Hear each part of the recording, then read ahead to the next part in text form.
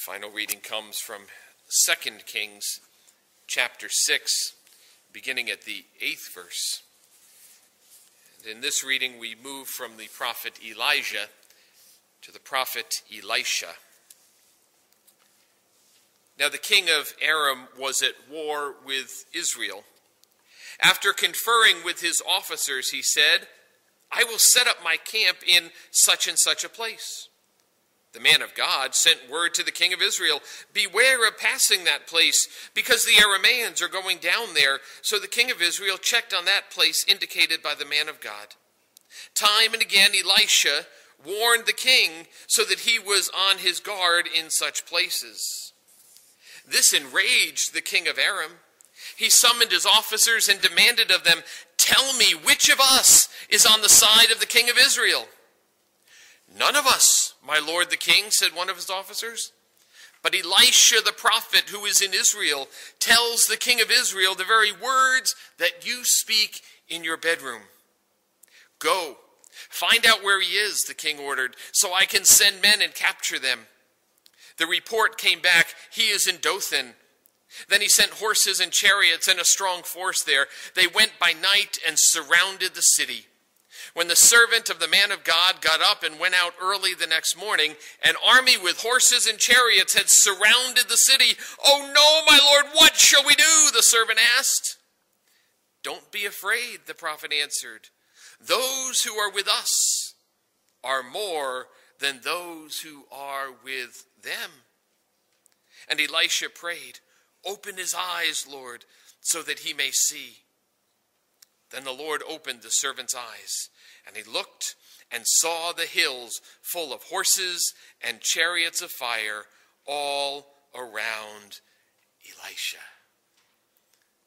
This is the word of the Lord. Thanks be to God.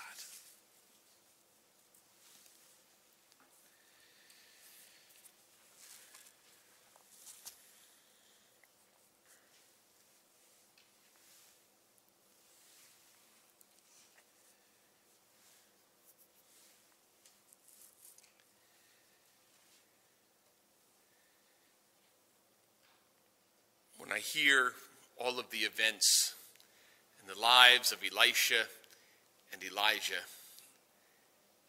it somewhat reminds me of the life I'm living and perhaps the lives you're living. We are a busy people, aren't we?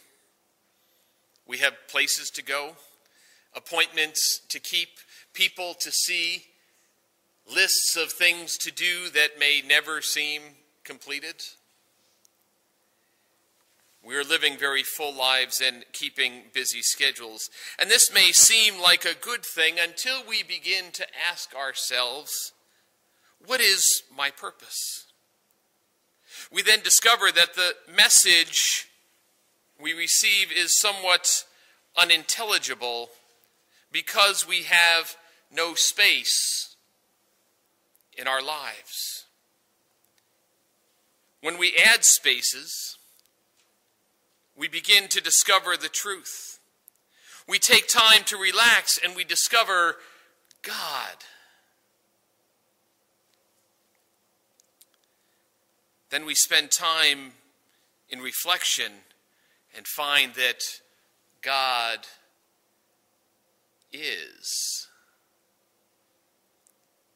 We may then be satisfied with our self-care, having taken time to relax and reflect, but the message we're left with is somewhat disturbing, is it not?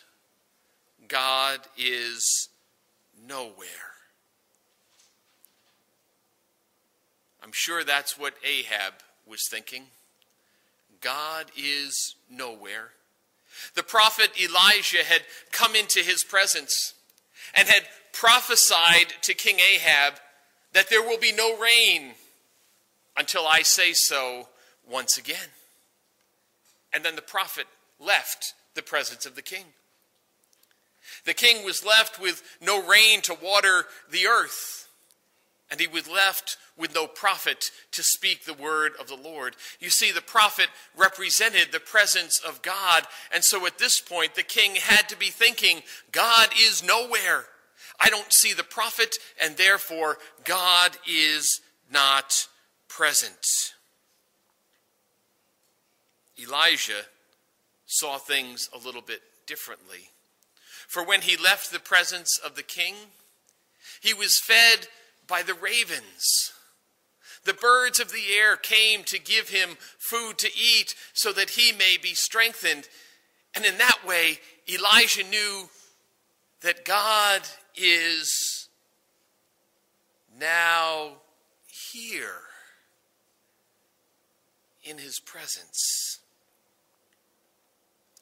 So there is hope if we know that God is now here. But to back up just a little bit, when our lives lack space, we are tricked into believing that God is nowhere. On Mount Carmel, the prophets can't get the attention of their god Baal. They can't get him to light the altar. And though they dance and make loud music and even abuse their own bodies, they are experiencing that God is nowhere. Even Elijah becomes fearful. A little bit later on in the story, when he's defeated the prophets of Baal, he's afraid because Queen Jezebel, the wife of Ahab, has threatened his life. And Elijah runs away. And he's filled with fear, certainly thinking God is nowhere. And then when we move to 2 Kings, the servant of the prophet Elisha is also filled with fear because he sees the enemy on the opposite hillside. He fears for his life, for the prophet's life, and those that are with them. And seeing and believing only what he sees at that point, he says, God is nowhere.